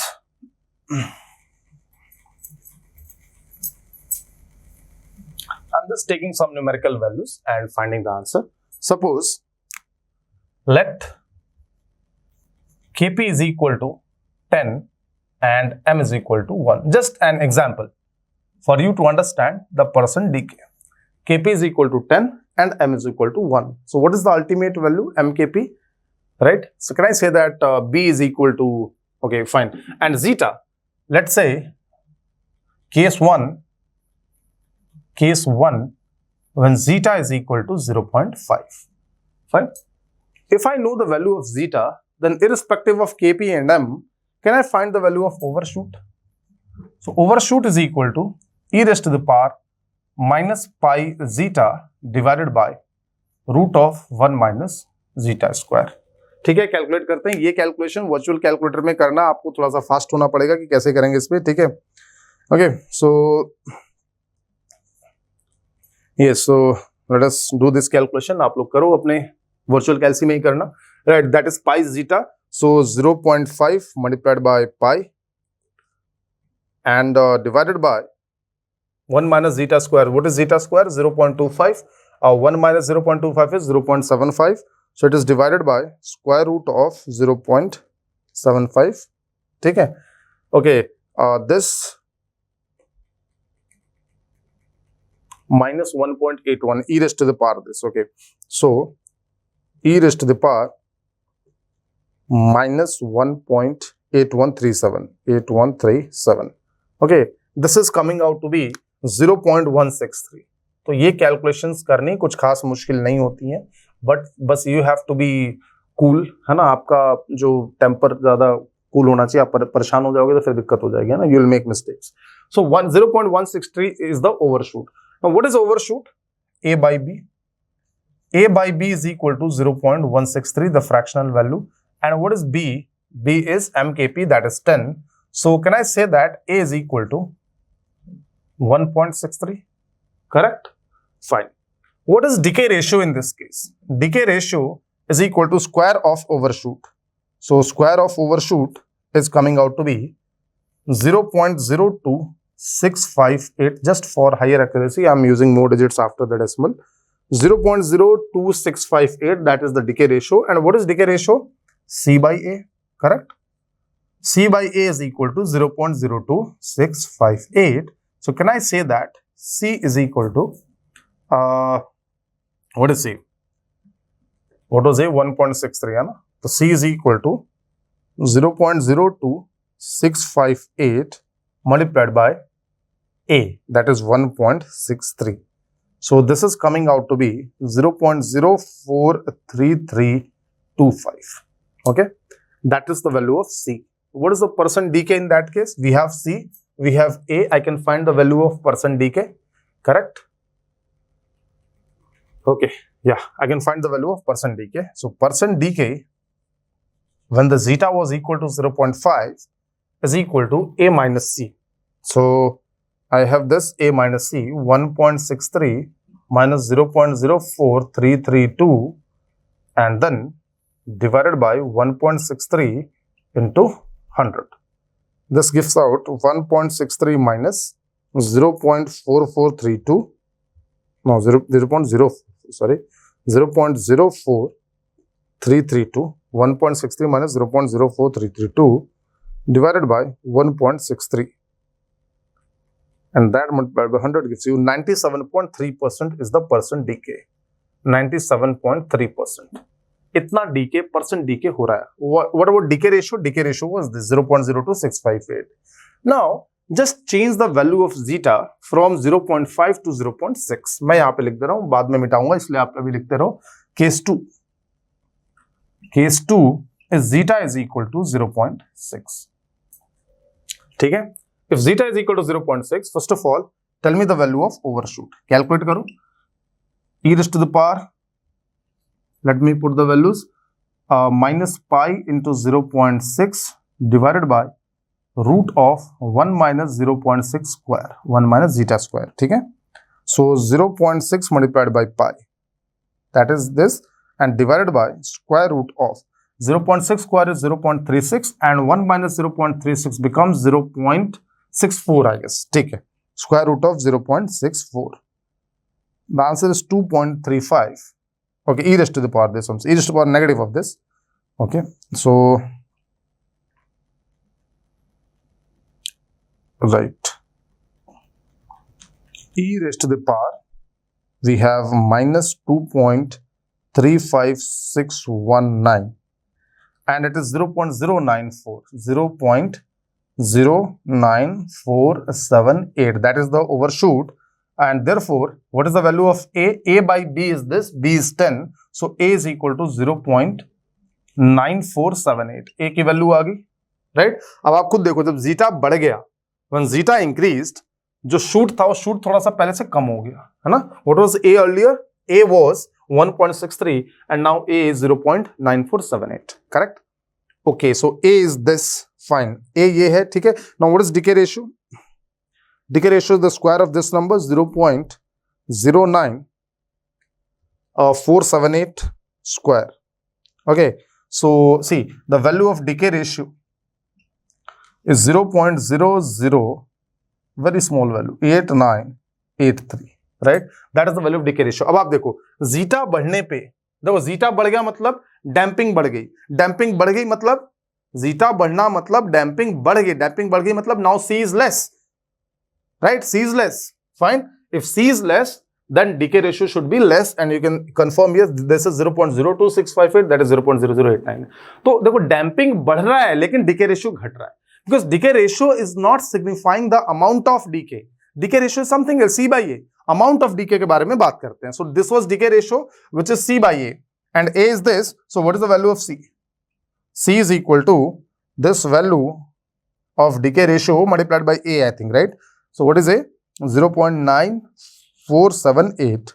You can say that C is equal to 0.008514. C भी आ गया, A भी आ गया, ठीक है? अब आप A, C इन सब की वैल्यूज को आपस में कंपेयर कर सकते हो कि जीटा बढ़ने पे क्या हुआ है. Now if you talk about percent decay in this case, percent decay is what? A minus C. So 0. देखो A भी चेंज होता है, मैं नहीं कह रहा कि A चेंज नहीं हो रहा जीटा चेंज होने पे. 0.9478 and what is C? 0.008514 for higher accuracy, and 0.9478, that is A, multiplied by 100, correct? So this value will be giving you 0.9478 minus 0.008514, this divided by 0.9478, right? And that multiplied by 100. See yourself, this answer is 99.101%. So zeta बढ़ने पर amount of decay, amount decay or percent decay, what happens? The percent decay increases, right? So you can write down here, as zeta increases, percent decay increases, correct? Fine. अब देखो, as zeta decreases, decay ratio increases, and as zeta increases, decay ratio decreases, but as zeta increases, percent decay increases. तो कई बार यहां confusion होती है. Students think that sir, when zeta is increasing, damping is more. Fine. When zeta is increasing, damping is more. More damping means decay should more. Yeah. But in that case, when zeta increases and you see the decay ratio, you see that the decay ratio is less. तो यहां confusion हो जाती है. तो decay ratio को amount of decay या amount of damping से relate नहीं करना है, right? Decay ratio just a definition. Fine. So this was just to show that what is the effect of zeta on the damping, and साथ साथ ही मैंने आपको दो पैरामीटर्स बता दिए, overshoot and decay, graphically, mathematically. Fine. One more thing you should make here, तो मैं थोड़ा इरेज करता हूं, यहां पे जगह बनाते हैं, ठीक है? About the graph between overshoot, decay and zeta. कभी हो सकता है ये ग्राफ आपसे पूछ ले, right? So let's make this graph. Okay, so this is a graph between overshoot and decay ratio, correct? And what is this? This is zeta. चलेगा? We know that as zeta increases, both overshoot decreases as well as decay ratio decreases, but decay ratio is square of overshoot, so the decrease in decay ratio should be fast as compared to the decrease in the overshoot. So this is overshoot, this is decay ratio. छोटा सा graph, ऐसे ही एक number का सवाल, कभी यहां से कोई सवाल बन जाए तो, ठीक है? आई होप नोट कर लिया होगा आपने, तो मैं साथ में इसको मिटा देता हूं, वो पॉइंट्स रहने देता हूं. या पॉइंट्स भी मिटा देंगे। सो मैथमेटिकली आपको ये दोनों डेफिनेशन बहुत क्लियर होनी चाहिए। One was this overshoot and the other was decay ratio, and also you should understand that decay ratio is not signifying directly the amount of decay or percent decay is something else.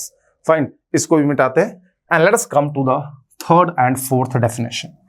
Now two definition I'm giving you, these two definition only we are going to discuss the qualitatively, right? Qualitatively, ठीक है। तो देखो दो बातें कर ली मैंने, आपको बताया कि इस रिस्पॉन्स के बारे में आपको काफी कुछ जानना है ना, दो बातें मैंने आपको बता दी। Next definition is the definition of rise time and response time. एक ही बार पढ़ लेते हैं, rise time and response time. क्या सिंबल देना है आपको, जो मन चाहे वो सिंबल दे दो, कोई स्टैंडर्ड सिंबल नहीं है। One more thing I would like to tell you here that many students try to derive the formula for rise time and response time.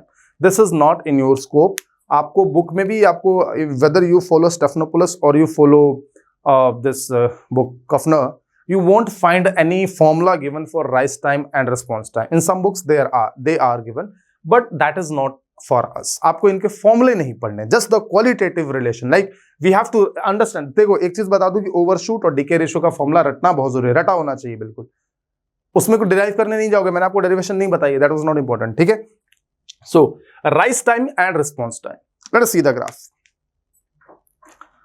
You can see that the response in both the cases of zeta 0.4 and zeta 0.3 is increasing, right, and reaching the ultimate value and then crossing it. तो अगर देखा जाए तो response ultimate value पर, इस MKP पर कई बार पहुंच चुका है। Many times the response has reached it and crossed it because it is oscillating. But the first time जब ये response यहां तक पहुंचा था, this time is called the rise time.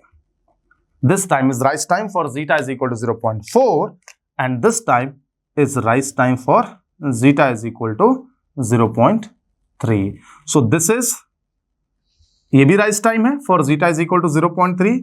This is also rise time, right, and for zeta is equal to 0.4, this is a rise time. So what is the definition of rise time? The time in which the response reaches the ultimate value for the very first time, right? The time taken by the response to reach the ultimate value for the very first time, क्योंकि एक बार नहीं तो कई बार पहुंच रहा है ना। देखो the response is reaching the ultimate value, न जाने कितनी बार पहुंच रहा है, बट वो रुक नहीं रहा है ना, फ्लक्चुएट करता जा रहा है। So for the very first time when it reaches here, that is called rise time. Write down the time taken by the response. मैं ये नहीं कह रहा कि वो वहां रुक भी जाए, बस एक बार पहुंच के टच करके चला गया, कोई बात नहीं, ठीक है।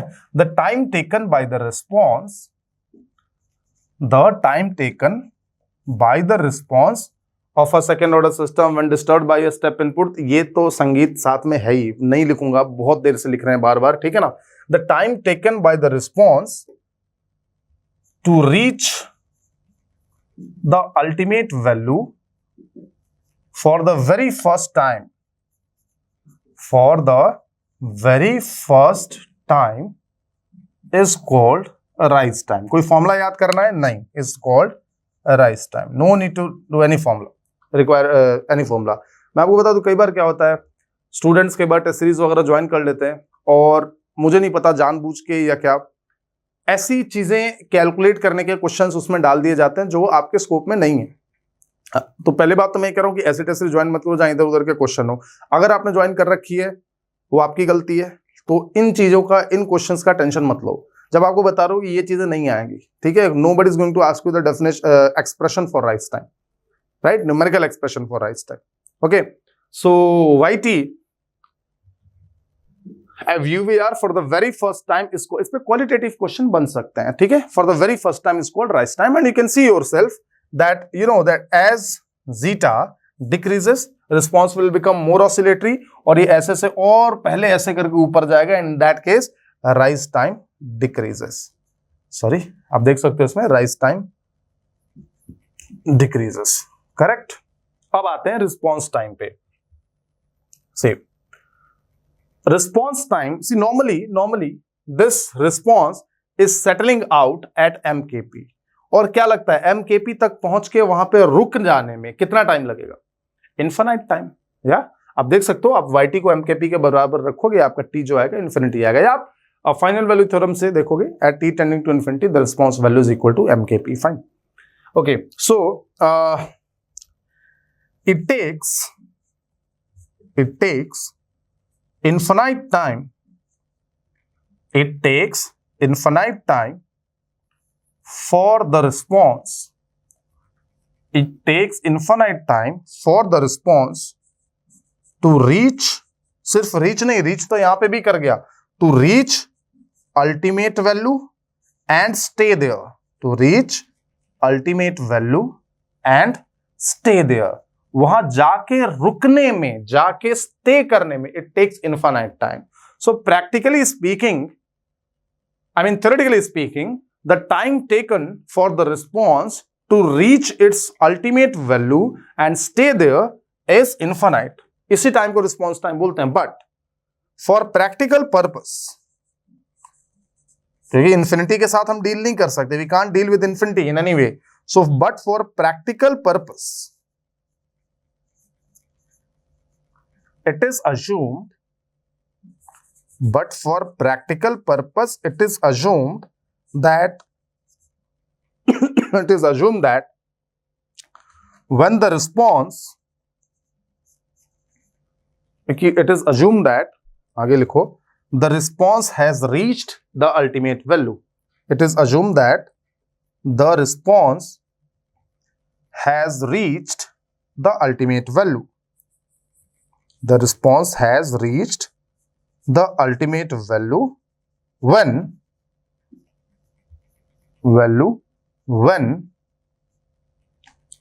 it reaches plus minus 5% of the ultimate value and stays there,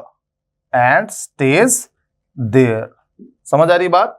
देखो, नॉर्मली स्पीकिंग क्या होता है कि रिस्पॉन्स जब अल्टीमेट वैल्यू को टच करेगा that is called response time. I mean touch करके वहीं पे रुक जाएगा, that is called response time. But theoretically you put yt is equal to MKP and you'll be getting time tending to infinity, means it takes infinite time for the response to settle. This response time is also called settling time.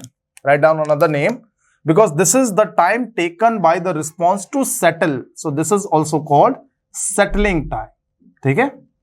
So it takes infinite time for the response to settle there. But practically speaking, मैं infinity से deal नहीं कर सकता. So what I can do, I can make a boundary here. I can make a boundary of plus minus 5% of the ultimate value. Correct? And what is that boundary? Suppose I'm making a zone. This is ultimate value of response. The dotted line is the ultimate value of response. ठीक है? And let's say I'm making this zone here. Okay. Let's say this small zone. This is plus 5% of the ultimate value of response. This blue line is plus 5% of the ultimate value of response, and this blue line is minus 5% of the ultimate value of response. बात समझ आई? ठीक है? इसको थोड़ा सा, okay. This one is the minus 5% of the ultimate value of response. Correct? इसको आप थोड़ा सा डायग्राम सही से बना लेना, so that आपको बाद में समझने में आसानी होगी. ओके, सो ये एक स्मॉल सा चैनल बना लिया. Now in this channel when the response enters the channel, enter तो यहां पे भी कर गया था, but stage inside this limit of plus minus 5%. And this is not fix, this is not hard and fast, this is just a thumb rule. किसी के लिए प्लस माइनस 2% भी हो सकता है, for some person it can be plus minus 10% also. You can see yourself that the black वाला response which is for zeta is equal to 0.4 का response, देखो इस चैनल में यहां एंटर तो कर गया, but it is crossing this. After this time the 0.4 zeta response always stays within this limit, so I can say that yeah, this time is the settling time. This time is the settling time or response time for zeta is equal to 0.4. And if you see red wala response, the red wala response is coming in this range after this time, and then no, still it is crossing it after this time. This is the response time for zeta is equal to 0.3, zeta is equal to 0.3, इसको बढ़ा लेते हैं, है ना. This is the response time for zeta is equal to 0.3. So you can see yourself that this gap is called the response time, and this is also the response time for zeta is equal to 0.3. So what is the response time actually? It is the time taken by the response to settle होने के लिए, है ना. और settle कहां पे? वैसे तो अल्टीमेट वैल्यू पे, बट अल्टीमेट वैल्यू पे सेटल होने के लिए इनफाइनाइट टाइम लगेगा, तो उसको कैलकुलेट तो नहीं कर सकते. So we just made a definition for our convenience कि when the response enters the +-5% zone and stays there, then we say that it has reached, it has settled out, and in that case the time is called response time. Zeta के साथ response time और rise time का variation कैसे होगा? Rise time के लिए देख लिया कि as zeta decreases the response becomes more oscillatory, ये पहले शूट करके जाएगा and therefore rise time decreases. As zeta decreases response becomes more oscillatory and rise time decreases. But what about the settling time और response time? अब आप देखो, as zeta is decreasing, more and more oscillations are occurring, right. Decay is less and therefore it will take more time for the response to settle. यहां पे भी clear है, the red response for zeta is equal to 0.3 is more oscillatory and it is taking more time to settle. Fine. So what is the effect of zeta? As zeta decreases, आप decreases के हिसाब से trend बना लो या increases के हिसाब से, आपकी मर्जी. As zeta decreases, response becomes more oscillatory. ये मैं शुरू से बोलता आ रहा हूं, response becomes more oscillatory. As zeta decreases, response becomes more oscillatory, and therefore it will take more time for the response, for the oscillations to decay and settle in this narrow region, right. It will take more time for the response to settle. It will take more time for the oscillations to settle, and hence settling time increases. Settling time को ही response time बोलेंगे, and hence settling time increases. Fine. So we can see here that as zeta decreases, rise time decreases but settling time increases. और इसीलिए oscillatory response में मैं speed का fast या slow word का use नहीं करता हूं, क्योंकि some people may say that this should be the parameter. कई बार लोग इसको बोल सकते हैं कि rise time should be the parameter whether response is fast और स्लो, और कई बार लोग सेटलिंग टाइम को बोल सकते हैं कि settling time is the parameter whether the response is fast और स्लो. अब आप ये देखो कि अगर राइज टाइम कम होगा, response will be more oscillatory and in that case settling time ज्यादा होगा. आप देख सकते हो रेड वाले का राइज टाइम कम है बट सेटलिंग टाइम ज्यादा है. तो फास्ट या स्लो वर्ड यूज करने से बेटर है कि ऑसिलेटरी रिस्पॉन्स में आप ये यूज करो कि मोर ऑसिलेटरी और less oscillatory. Fine. And we can see here that as the value of zeta increases, response becomes less oscillatory. In that case, rise time increases and response time or settling time decreases. Correct? तो zeta जैसे जैसे बढ़ेगा, oscillations कम होती जाएंगी. In that case, it will be more rise time and less response time. Fine. और अगर आप zeta बढ़ाते जाओ, rise time will keep on increasing, response time will keep on decreasing, and for zeta is equal to 1, which is the critically damped system, rise time will be equal to response time. क्यों? Because for zeta is equal to 1 और for the critically damped system आपका जो response rise करेगा वो कभी इसको cross ही नहीं करेगा, वो सीधा राइज करेगा और यहां पहुंच जाएगा. Right. So I can say that for zeta is equal to 1, rise time equal to response time. Fine. इसीलिए देखो मैंने आपको इसलिए यहां एक्सप्लेन किया, there are two contradictory parameters. Rise time and response time are contradictory to each other. If rise time is less, which is the case of more oscillatory behavior, response time will be more. तो fast या slow अपने अपने हिसाब से हो जाएगा. मैं ये नहीं कह रहा कि गलत है फास्ट या स्लो यूज करना, बट फास्ट या स्लो लोग अपने अपने हिसाब से इस किसी ऑसिलेशंस को फास्ट बोल सकते हैं. इन दिस केस कोई राइज टाइम के हिसाब से फास्ट या स्लो वर्ड का यूज कर सकता है, कोई रिस्पॉन्स टाइम के हिसाब से फास्ट या स्लो वर्ड का यूज कर सकता है. फाइन. तो आपको किसी भी स्टैंडर्ड बुक में ये फास्ट वर्ड या स्लो वर्ड ऑसिलेटरी बिहेवियर के केस में नहीं मिलेगा. Right. That is why I don't use the word fast और slow in case of oscillatory behaviour. Fine. So this was about the 4 parameters: the overshoot, decay ratio, rise time, response time. Fine. Now let's talk about the period of oscillations. Now I'm erasing this diagram and let's talk about the radian frequency and the periods of oscillations. You know what is the value of omega for this oscillations? I gave you the solution of equation according to the imaginary roots of the auxiliary equation, and in that equation we found that approximately, देखो ये तो आप याद रख ही सकते हो ना, yt is equal to e raised to power alpha t. What was alpha? Minus zeta by tau into t, and r sine omega. What was this omega? It was square root of 1 minus zeta square divided by tau p into t plus 5. ये समझ आ रहा है ना? So r sine omega t plus 5. So from here, what is omega? And omega we write here d. D stands for damping. So this is, what is omega? Radian frequency. So this is radian frequency in case when the damping is present.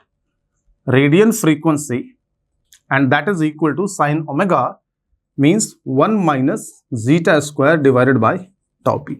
So अगर damping है, in that case this will be the frequency of oscillations, 1 minus zeta square by tau p. Correct?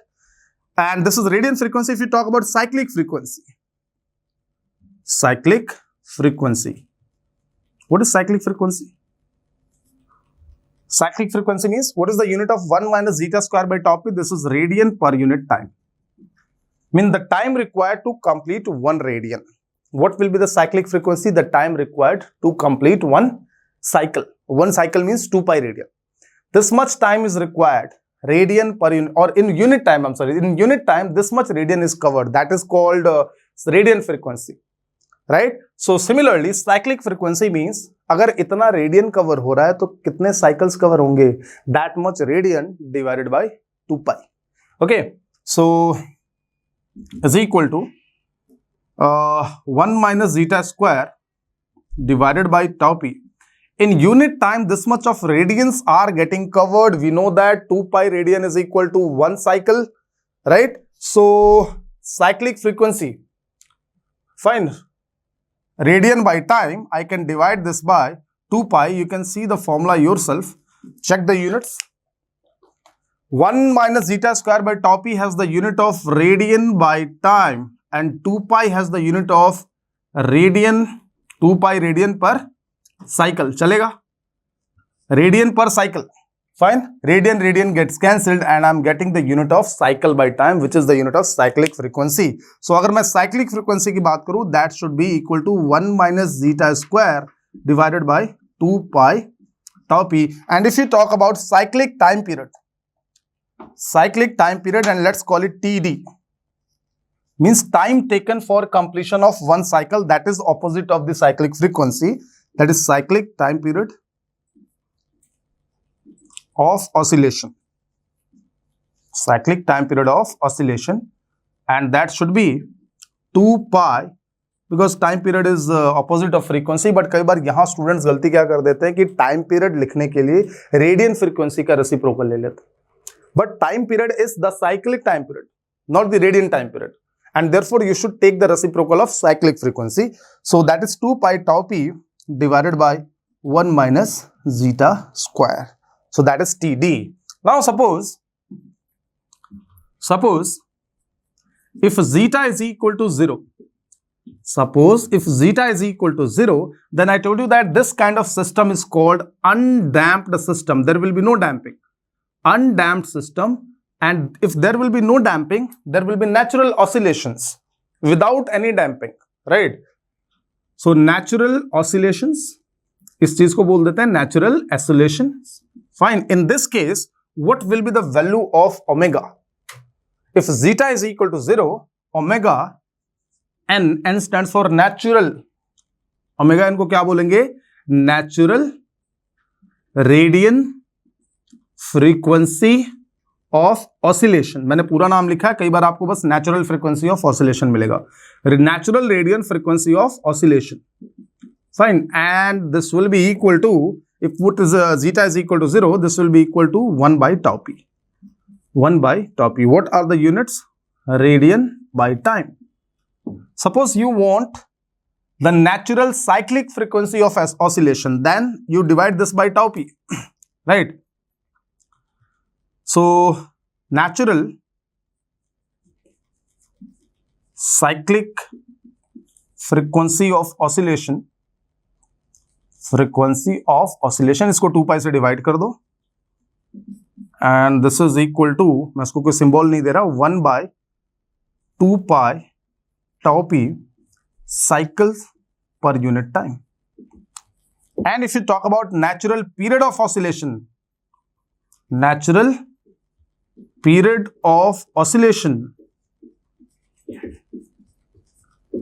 means, let us give it a symbol, that is capital TN. ध्यान रहे कि ये जो natural period of oscillation बता रहा हूं, ये cyclic period of oscillation है, ठीक है? And natural period of oscillation should be the reciprocal of this. That is, I'm writing here, that is 2 pi tau p. Time per cycle. What is the unit of this? Time per cycle. यहां से एक फंडा निकल के आता है कि tau p को आप क्या बोल सकते हो? Can I call tau p as the natural period of oscillation having the unit of time per radian? चलेगा क्या? Time per unit radians. And that is why I told you that in second order system we will refer tau p as the natural period of oscillations. इसी वजह से, because ultimately आप देख के आते हो कि this 2 pi tau p is the natural cyclic period of oscillation and tau p becomes the natural radian. I mean एक रेडियन को कवर करने के लिए कितना टाइम लग रहा है, that is also natural period of oscillation. इसीलिए शुरू में मैंने आपको बताया था कि for second order system tau p should not be refer to as time constant, it should be refer to as the natural period of oscillation. उसका explanation यहां से निकल के आता है, ठीक है? अब यहां पे इनके नाम में आपको कुछ कंफ्यूजन हो सकती हैं कि सर अब मेरे पास क्वेश्चन आएगा कि नेचुरल पीरियड ऑफ ऑसिलेशन, तो मैं उसको साइक्लिक पीरियड मानूंगा या रेडियन पीरियड मानूंगा. ये सारी चीजें क्वेश्चन के हिसाब से करेंगे और ऑप्शंस के हिसाब से होंगी, ठीक है? ऑब्वियसली ये भी टाइम पीरियड है, ये भी टाइम पीरियड है, but this is the time period of one cycle and this is the time period of one radian, and both of them are in the case of zeta is equal to 0. So this is also natural time period, this is also natural time period, this is also natural frequency, this is also natural frequency, right? So this is the frequency of the cyclic frequency, this is the radian frequency. तो ये तो बस एक oscillations wave से related चीजें हैं. जब आप रेडियन में बात कर सकते हो या साइकिल में बात कर सकते हो, ये आपकी मर्जी है. बट यहां पे एक मैंने आपको एक्सप्लेनेशन समझाया कि tau p को नेचुरल पीरियड ऑफ ऑसिलेशन क्यों बोलते हैं. फाइन. तो tau p अगर चेंज होगा सिस्टम का, तो इसका मतलब आपका जो रिस्पॉन्स है, in that response the frequency of oscillations will be affected.